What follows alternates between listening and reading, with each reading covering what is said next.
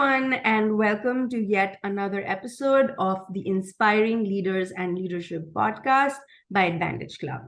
I'm Smriti, I'm the founder and COO of Advantage Club, and I'm your host for today. We have somebody joining us all the way from Dallas, a wonderful gentleman named Mark Cunningham, who is the Chief People Officer globally of ResultsCX. Welcome, Mark. Welcome to the show. Smitty, it's a real privilege to be invited. Thank you for having me. Thank you, Mark. And we know a lot about you, and we'd love to have our viewers get a chance to also know, a lot about you with 35 years of experience and all of that. It's amazing. So I have two starting questions for you. One is let's hear a little bit about you and your journey, and also hear a little bit about your current company, ResultsCX, where you're heading HR globally for all the countries. Sure, happy to do that. So actually, I started my career in foreign language education. I was a high school teacher, fresh out of college, Nazareth College of Rochester. I wouldn't have guessed that. Right. I was always curious about other cultures and other people, and I grew up in a family of service to others. My family outside of Rochester in a small town, Spencerport, New York, is where I grew up. Went to high school, went to Nazareth College of Rochester, got a degree in both French and Spanish. Had some great mentors in high school, which is often the case when you develop a passion. You have people that influence you in positive ways. And then after I graduated, I spent a year abroad in both France and Spain, and it really shaped my curiosity even further to be part of the bigger world. And so I thought, what a better way to share that experience than in educating others. So I found a job, was invited to join Plano Independent School District, just north of Dallas. And I taught in that school district for about 8 years. A couple of the parents of students that I had were executives at Electronic Data Systems, EDS, which was based in the Dallas area and growing rapidly, their headquarters in Plano. And I believe the question was, have you ever thought of taking your skills and your passions into the business world? And I took a leap of faith. And, when you're following a career, it's good to have goals, but it's also good to think beyond what are the possibilities? What else could I do? And maybe even in a different environment. And so I tried it out and I loved it. Electronic Data Systems was an outstanding company for me, huge on development, huge on employee care. And it really gave me those grassroots business skills to apply, as I followed my career the rest of the years. After that, EDS, I went to a company, ACS, Affiliated Computer Services, also based in Dallas.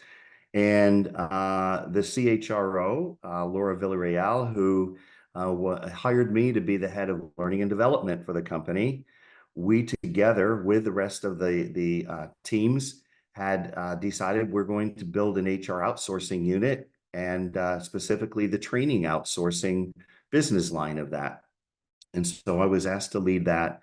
And we turned what was an overhead group, a couple $1 million of corporate overhead for internal training, into an external facing training service. And through an acquisition and organic growth and many other factors within 3 years, the team had turned that organization from a $2 million corporate overhead to $126 million a year client facing for revenue and profit business line. Wow. And so that really shaped my passion for business, leadership, and providing others opportunities to do their best and inviting them in to share their expertise. And so from there, I just progressed through different BPOs until I got to ResultsCX in October of 2021. And it has been the most fabulous ride at ResultsCX. We've been growing like crazy. ResultsCX is a transformational customer experience management solutions company. We've got over 75 global brands, both Fortune 100 and 500 companies. And for over 30 years, Results has gone through some transformations of its own.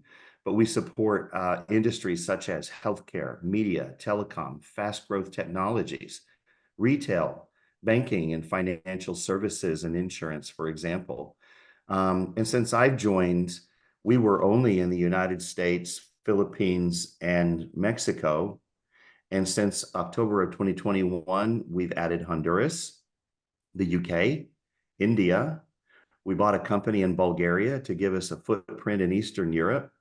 And we've also added Ireland recently through an acquisition. And then just last week, we announced publicly the acquisition of Huntswood, which now gives us a UK footprint, both operationally within the England as well as Scotland and South Africa, with two major cities in South Africa.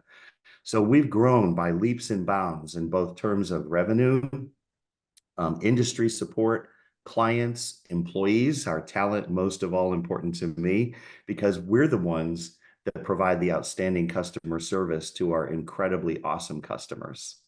So that's been a little bit about my journey and a little bit about ResultsCX. And, it's one of those companies where a lot of companies put their value statements on very pretty posters, and they put them on the wall, and they put them on their screensavers, but they're only as good as the behaviors that back them up. And so I'm hoping that today we can talk a little bit about some of the things that are important for HR leaders to know and hopefully to internalize and act on as they grow their careers as well. Yeah, no, absolutely. And I love your journey. And interestingly, like I've been personally really interested in teaching myself. In fact, the first job ever offered to me was right out of high school in the coaching center where I used to study as a full-time teacher. My mother freaked out. She wanted me to graduate, so she didn't let me do that. But I was all ready to like just leave all my education and become a teacher. So it's amazing how you started your journey like that, and now you're, a chief people officer. You're globally managing more than 10 countries, such a large organization. It's amazing, and kudos to you for that. Thank you for that. And I'll say that leadership in a lot of ways, really good leaders are like great teachers, Yes. uh, because you have to balance all the different facets of the individuals in your class or on your team. You have to work with colleagues. You have a principal, you have a boss, you have financials. You can't just go out and spend the public's money on whatever you want. You can't just go out and spend money and beat up the budget, right? In business, if you're going to make a success of it. So all those skills that I learned in relationship management, in selling and influencing others, really have been transferable into a leadership role, whether it's HR, IT, operations, sales, whatever part of a business you're in. Think of yourself as a mentor in every way, just like a teacher is to others. Very true, very true. And I totally agree with that. A good leader is firstly a good teacher. So That's right.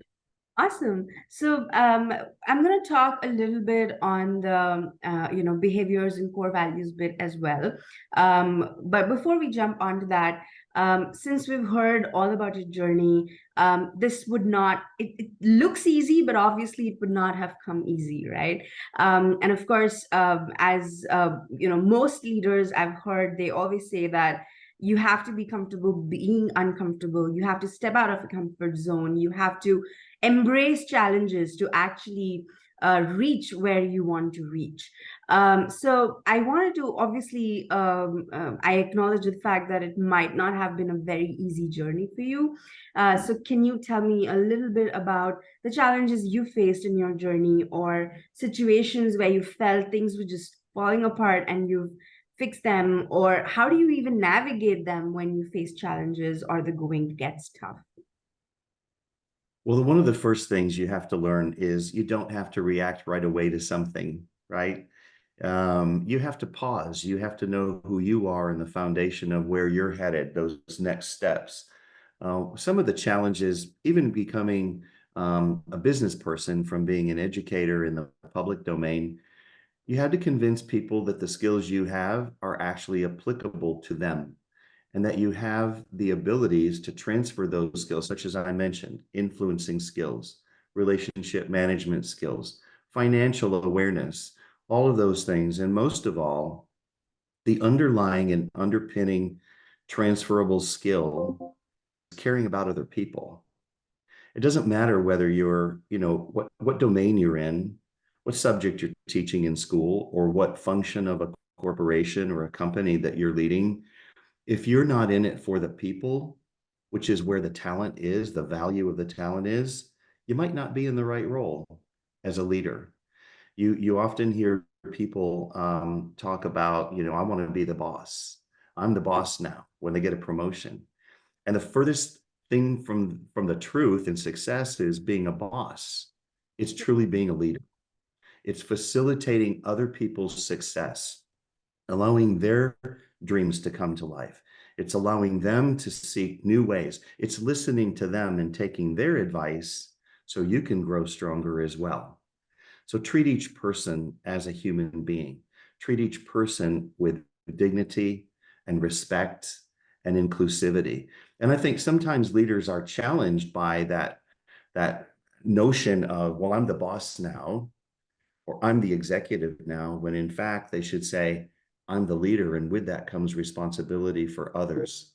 And so that's one thing I think many leaders try to overcome, and many do, in terms of those challenges. The other thing I think about is, depending upon your personality, you've got to have courage to speak up. You have got to build that courage up over time. I tell people, and I even go through my own coaching experiences, being coached myself with different opportunities over the years. And growing up, it was a very service-oriented culture, but it was always a deference to authority, right? The priest is always right. The teacher's always right. The policeman's always right. People in authority are always right. So there was that deference to authority. And in business, you can have deference, but you've also got to have gravitas and courage so that when you have an opinion, it's unfair and sub-optimizing to not share it with the whole team, and especially with your leaders. Just do it respectfully and base your pushback, if you will, on what's good for the team, not just what's good for the individual. That's one thing I think a lot of people have to overcome as they grow their careers. And the other thing you've got to have is integrity. In my career, with 35 years, you run across all kinds of people and personalities. And the one thing I can't stand is when people lie to get their way, right? Or they make things up when they know it's not true. And they go before other people just to get what they want. And they'll be persuaded to tell lies even to get what they want for their own greater good, not what's greater good for the whole organization. So to me, integrity is absolutely key. And even in my own team, we know that lying to somebody or lying to me or lying to others is a terminable offense, because when ethics breaks down in business, everything breaks down in business. So it's important to have authenticity, courage, integrity, and a true sense of caring for other people with respect and dignity. When you have those things working for you, then you know that you're going to be a success. And when you apply those in your role to how you treat other people, you are setting them up for amazing success that they can follow their dreams. No, absolutely agree. Integrity, I think, is also important because once you break the trust, it's really, really almost impossible to gain it back, right? So you could do 20,000 things right, but you do that one wrong thing which hampers your integrity, and that's it, you're done for. So the only thing which works in business today, most of above everything, is trust. If there's no trust, there's no business. So totally agree with that. And I think what you spoke in terms of leadership, and for all the viewers who are maybe advancing to that stage, who are listening to this, and maybe people who want to advance to that stage, I think what you described perfectly is servant leadership, right? So you are not the boss of everyone. It's literally the other way around. And instead of saying you do this and you do that and I'm the boss, you should instead go and say, how can I help you? How can I, help you in your growth, in your progress? And just, it's similar to being a teacher, right? So it's a very selfless role in a way, which a lot of people, I think, miss in terms of what the point is of being a leader. So love And that. you're a role model.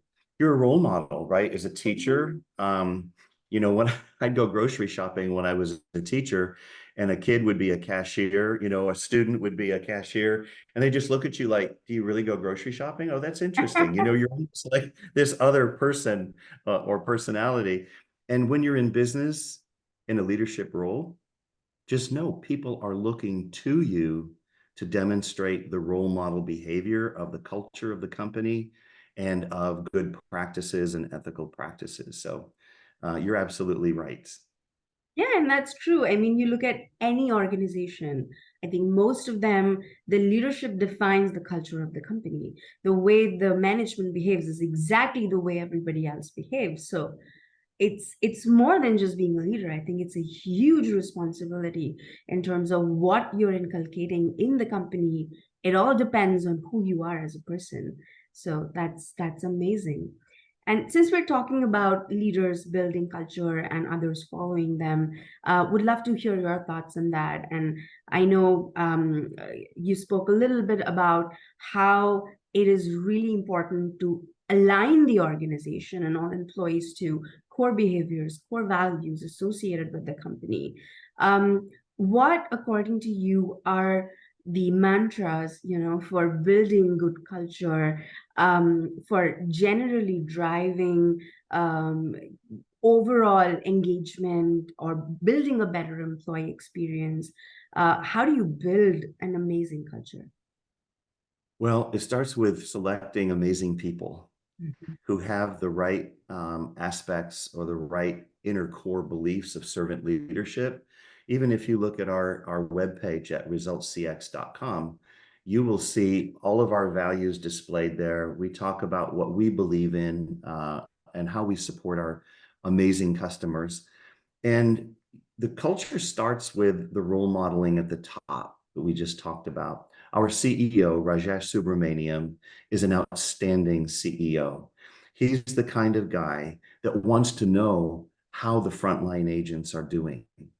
It's not unknown for him to just pick up the phone and call, to gather a few, 5 to 10, maybe 15 together, and just ask them, how's your day going? I want to know, what are you feeling as an employee? Are we treating you right? That authentic leadership of actual caring is so unusual, especially in bigger companies and even in BPO companies. I've worked in a few of them, and I will tell you that authenticity truly matters. Integrity truly matters. And it's important here at Results CX, all the way from Rajesh through the most recently hired individual, no matter what level they're at, what job they have, every single person is treated like a human being from beginning and even after they leave. And so we have great values. You can check those out at ResultsCX.com. But you asked about what are the things that really make a culture? As I mentioned, those values are only as good as the behaviors of the people who behave in a way that backs those up authentically. And so let me just describe a few of them that we have worked on together as a team at every level of the organization. Number one, respect. We expect respect of one another in every interaction. Number two, dignity. We require dignity with every interaction. There's no putting people down. There's no talking behind their back.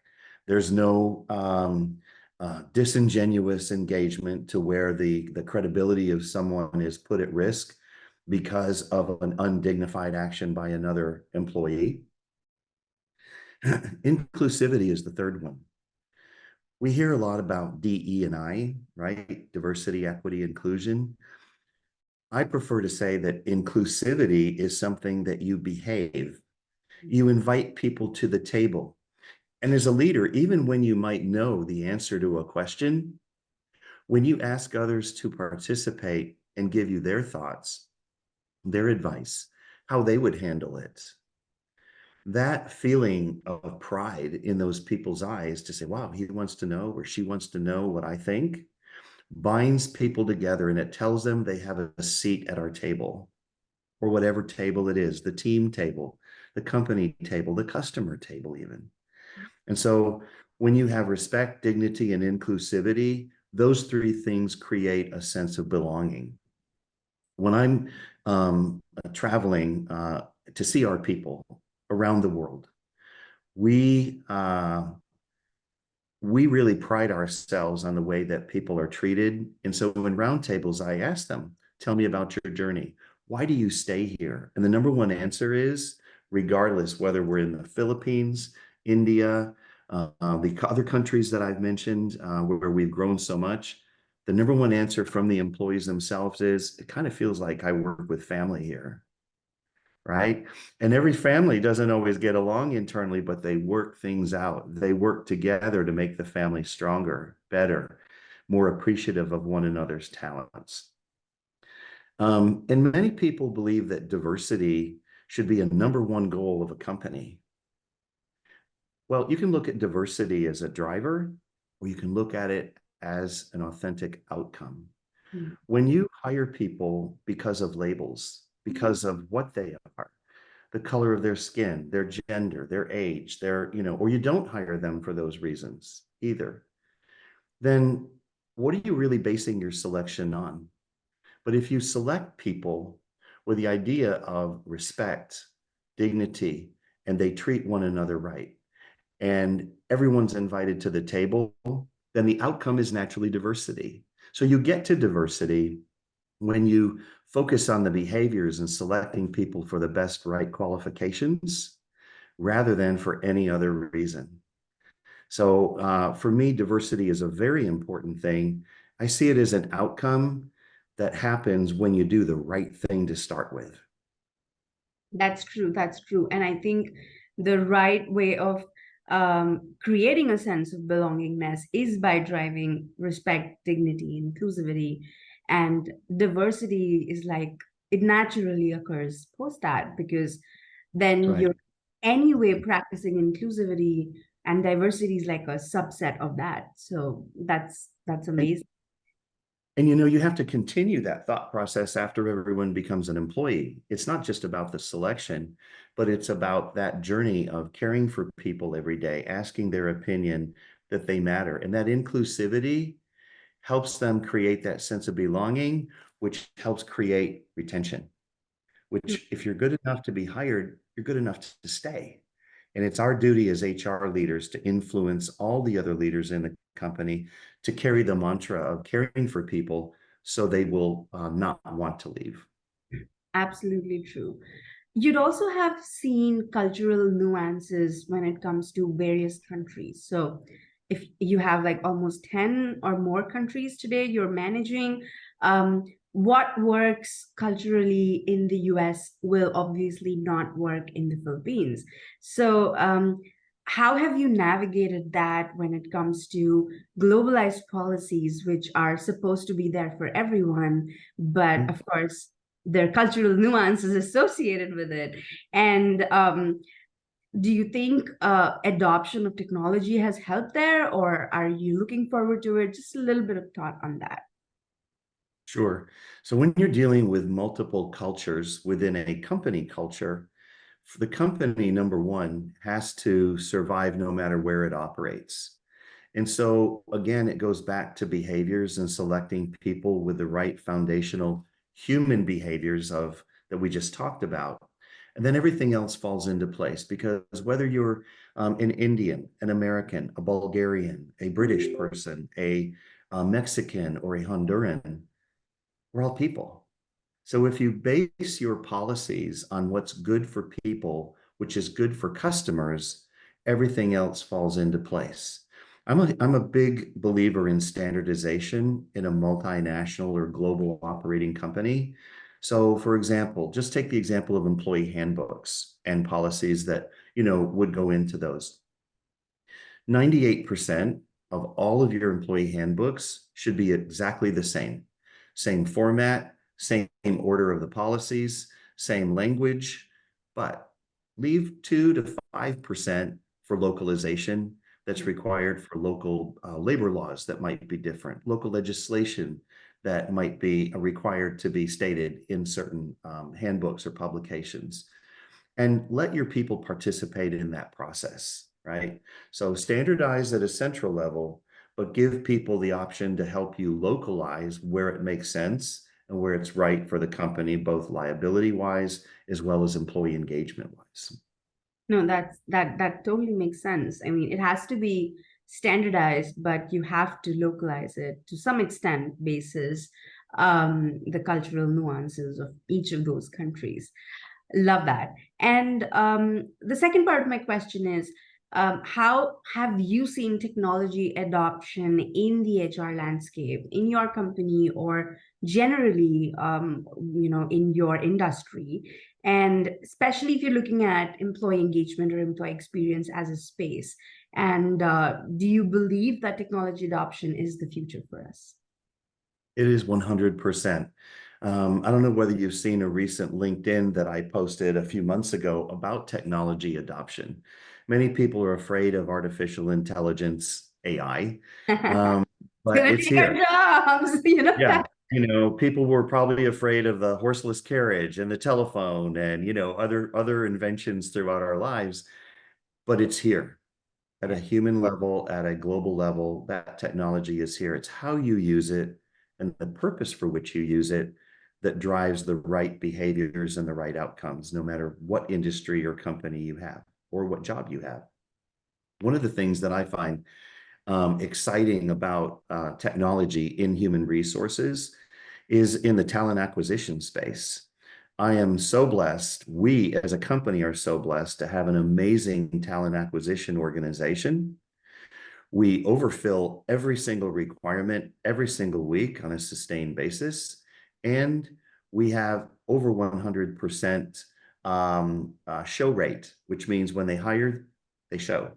And Wow. so it's And that's very CPO unusual. industry. That's an insane metric. It is. And it's not a here and there, now and then. It's sustained since the leader came into with us, and even we had worked together in a previous company. And I will tell you that his name is Mike Dozier. He's probably going to listen to this and go, "Oh, you mentioned my name," but he's a very humble guy, and he has built an amazing leadership team, and we are lucky to have him. One of the things that we work together on is the employee cycle.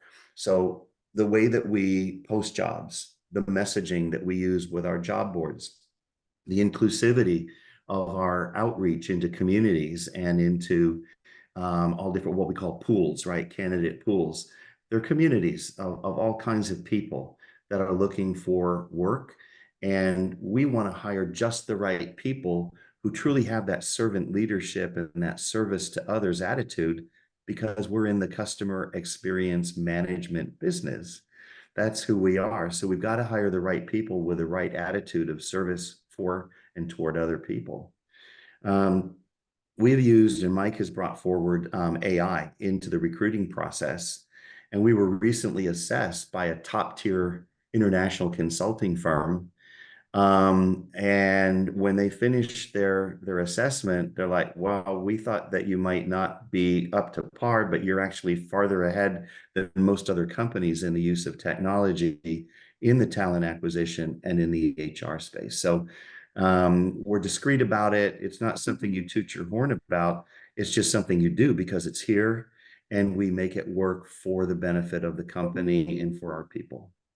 No, that's amazing. And I love how you've not only adopted the right technology, or you've not only done the right things, which is kind of going by the book or even better than the books, you've actually demonstrated good results out of it, which is all that matters end of the day. And that's Right. Awesome.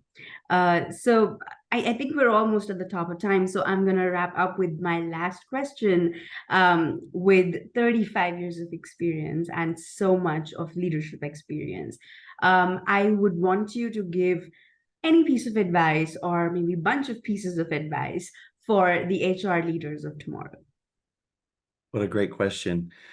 So as you're building your career in human resources, whether it's in talent acquisition or total rewards or employee engagement, learning and development, whatever is your niche or the more general aspect of maybe you want to become a CHRO or you want to be a leader of the region for HR, whatever is your passion, know what that is, but be flexible enough to add to it over time.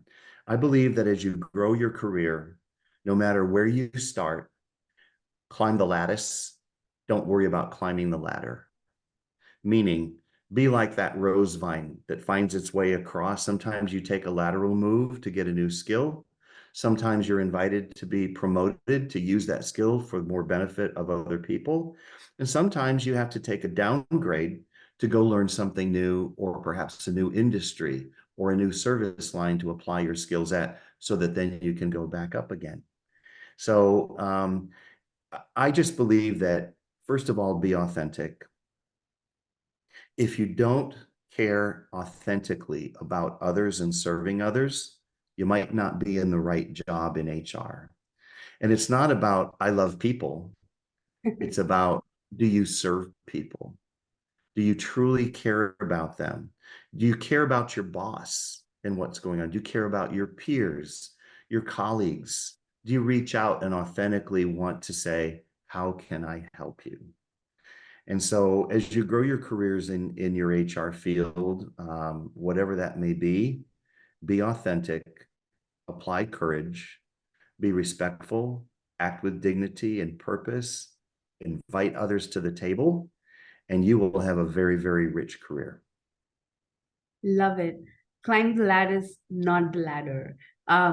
Instead of just focusing on vertical growth, it needs to be spread around in various things. It's amazing. It's a wonderful piece of advice, Mark, and thank you so much for sharing that with us. And I'm truly grateful for you to have come on this podcast and spent your 30 minutes with us.